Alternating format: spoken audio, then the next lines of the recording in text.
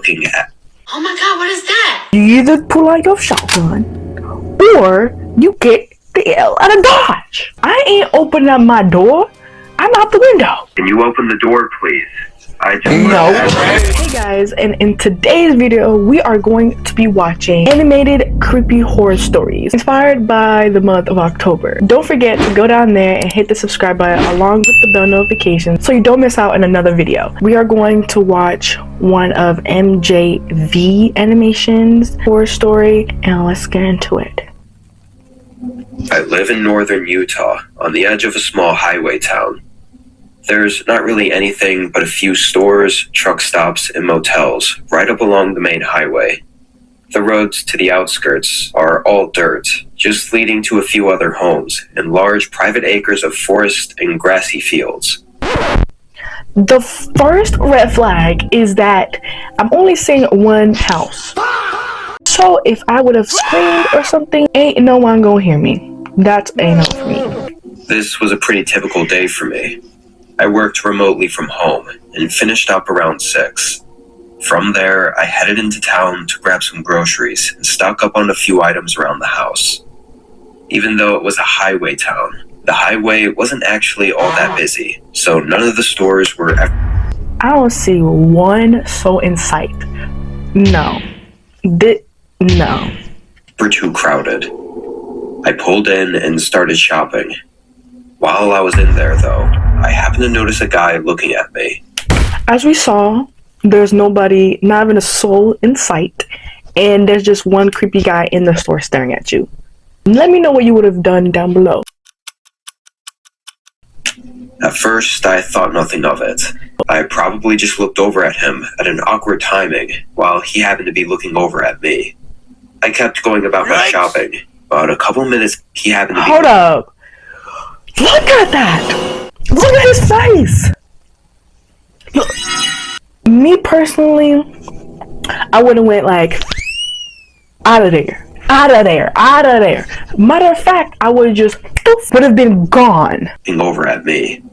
I kept going about my shopping, but a couple minutes later, and in a different aisle, I saw him again in the corner of my— So this is the second time you've seen this man?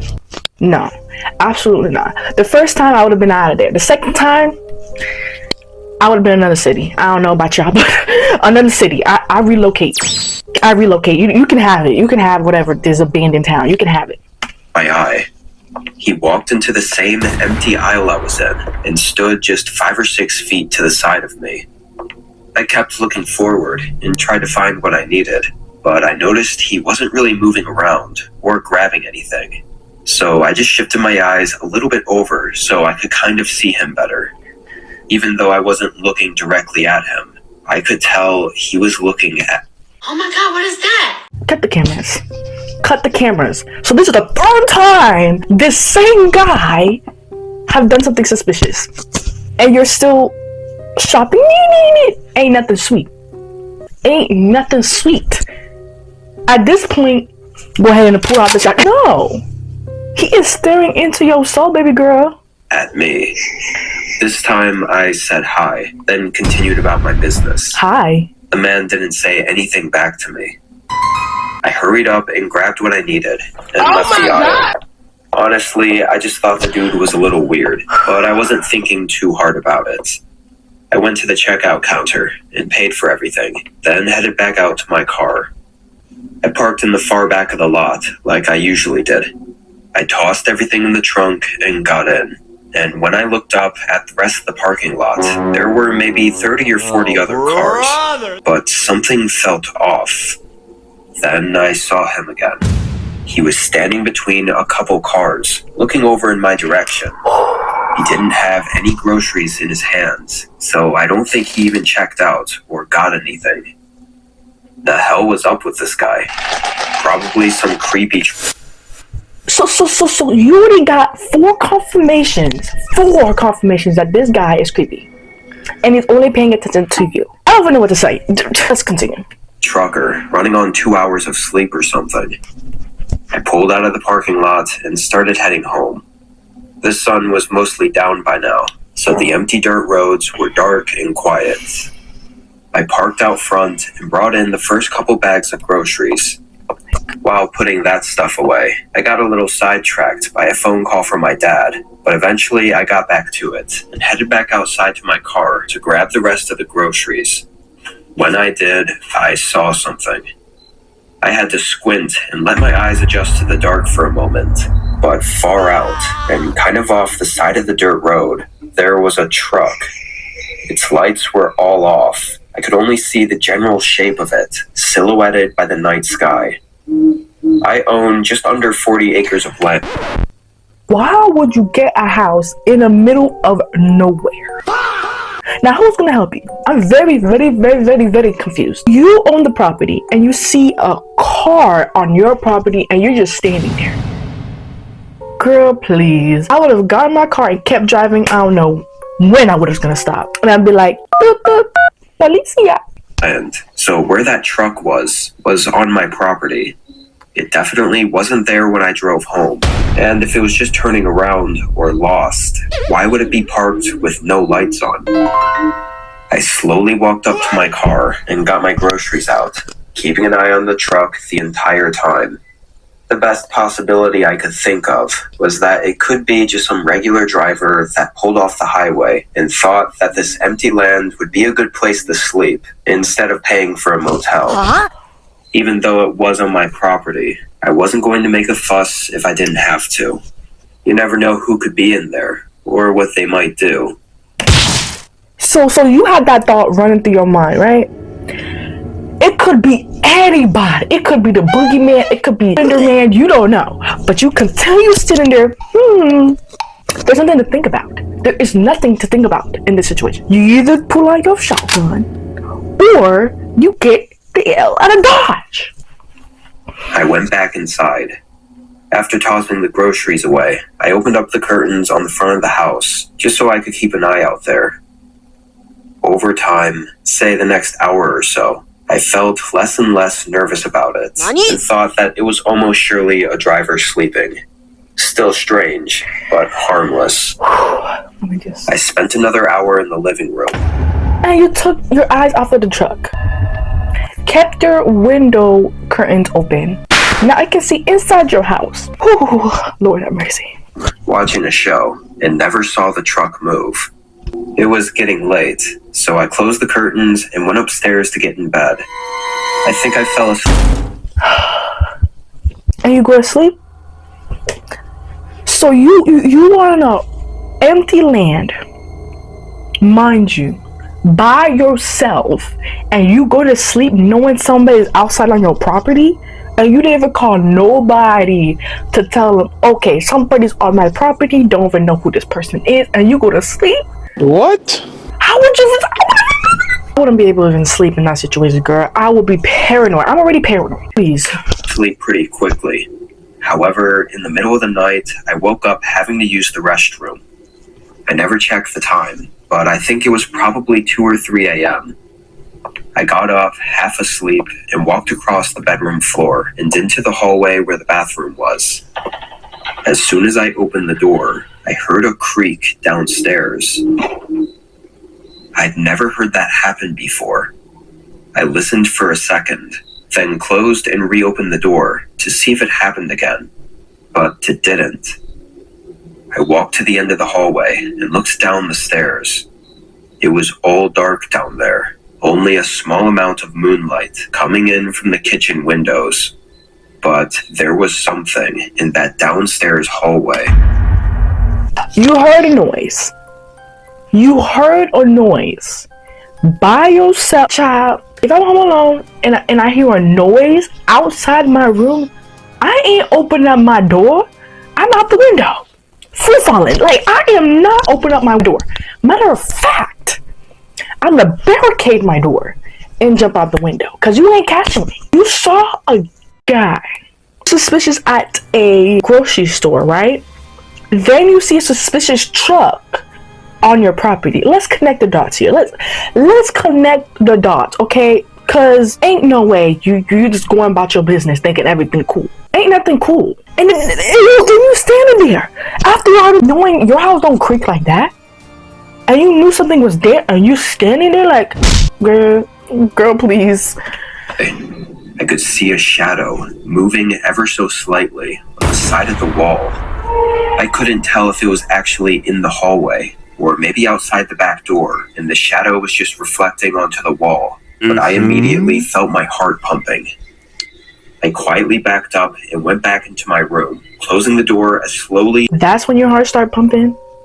That's when my heart been pumping since the grocery store. I'll be just like this.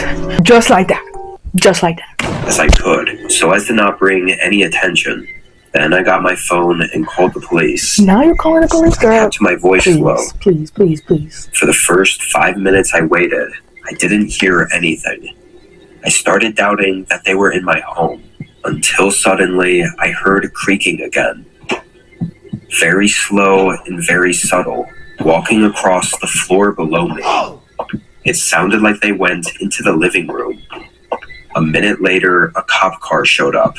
There was a scurry of footsteps running around down there, and eventually leaving my home just as the officers ran up. Thankfully, they caught him running back up toward the truck that was parked in the field. Disturbingly, I recognized him as the creepy guy from the store earlier. I guess he really was stalking me. Even worse than him following me and breaking into my home, he was armed. The guy claimed he was just trying to rob me, but from the looks of it, it seemed way more personal than that. And I don't know how long he was inside my home for, but he never took anything. He didn't even have a backpack to take anything with. Plus, he knew I was home. He probably was watching me from somewhere outside all night. What he really would have done is better left unknown. So there was multiple red flags during this whole thing. Once I see someone staring at me, the police is on the phone and I'm not even going home, because knowing if a person is looking at you three times, maybe one time just looking at somebody, but you should already be on alert the first time.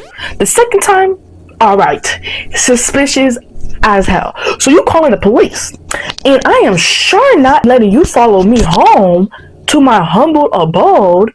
I'm calling the police so they can follow us. We're gonna do a second story. This was during a road trip last summer. I was taking a long route home from visiting a few relatives, so I was driving about 4 hours each day to a different destination. This was after my last stop. Everything left on the last 8 hours of driving home was just empty woods, as far as I knew. There was another city I wanted to stop at, but it was just too far out of the way for me to justify stopping there. From my previous stop, I left at 6 p.m. to get to my final Airbnb that I had booked at a cabin about 2 hours away.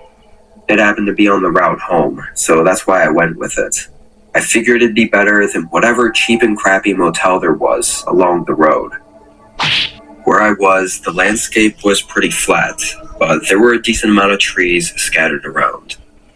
When I pulled up to the cabin, it was clear they had planted a row of large pine trees perfectly in a line at the front of the cabin, with the gravel driveway going through the middle.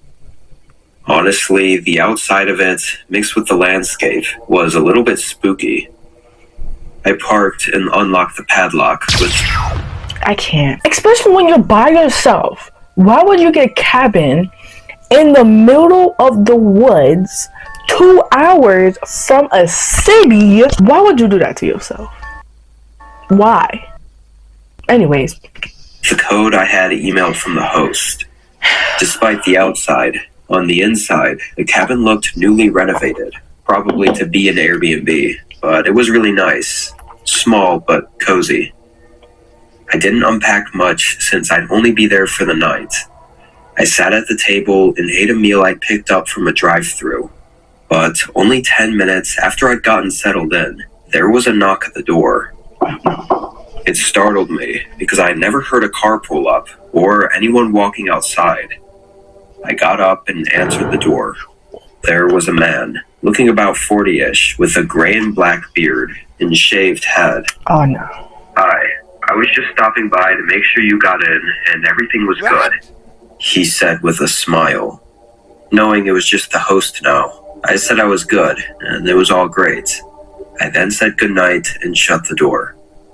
I thought it was a bit strange he showed up unannounced just to ask if I was okay, but I thought he must have lived close by, or maybe even on the other side of the property or something. Also, it's worth mentioning that the guy had an unusually strong odor coming from him. It smelled like maybe he'd been working out in a field all day. I just found it a bit odd.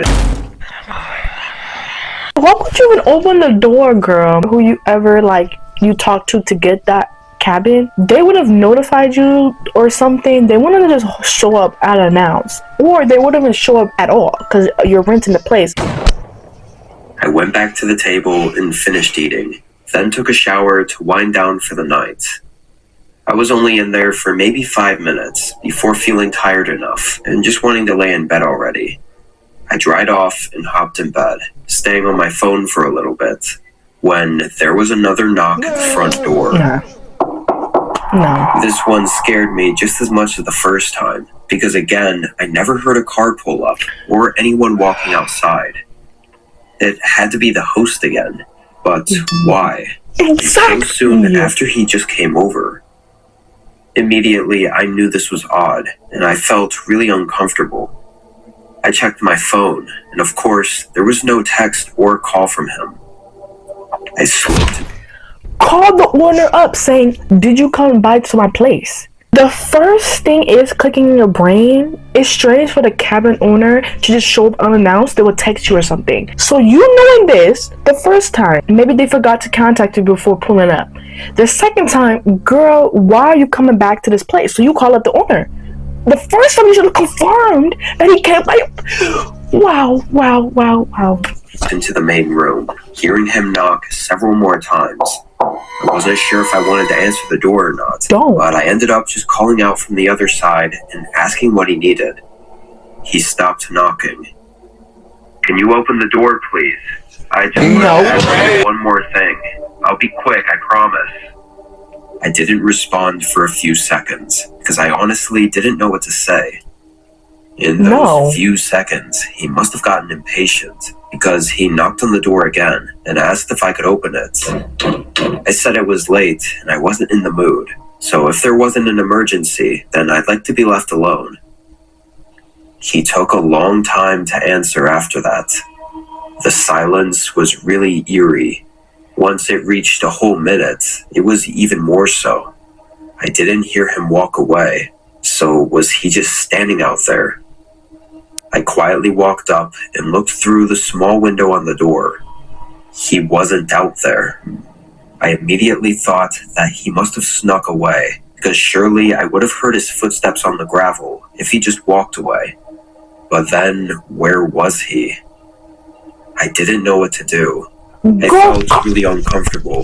Didn't know why he was acting so strange. I stood there by the door for a minute and listened for anything. Honestly, I was scared to move. But then, I happened to glance over at one of the windows in the living room. I saw his eyes. Get what the absolute, what is this? At this point, you're playing a prank on me, because ain't no way you haven't called the police, neither the cabin owner, to confirm what is going on. Obviously, this is not the owner. Obviously, the first time you knew something was wrong.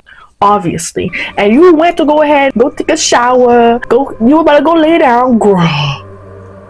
Please. And first of all, you should never, if you're traveling long way, you should always have somebody with you, especially if you want to stay somewhere in the middle of nowhere. Girl, please.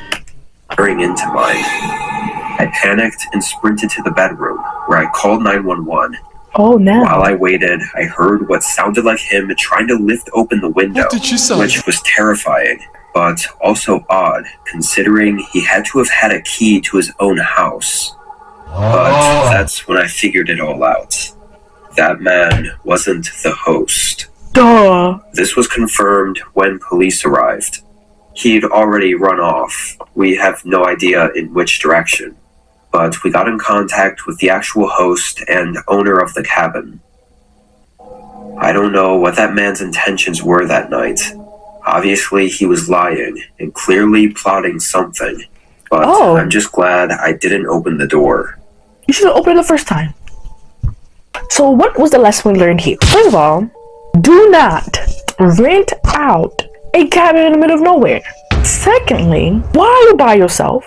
Thirdly, why are you opening doors for strangers? Fourthly, I don't have a fourth because all those reasons are just like, what? Let me know. Let me know. Well, that would be the end of today's video. Please go down there and hit the subscribe button along with the bell notification so you won't miss another spooky video. And comment down below what other type of content you want me to be reacting to. And I'll see you guys in the next one.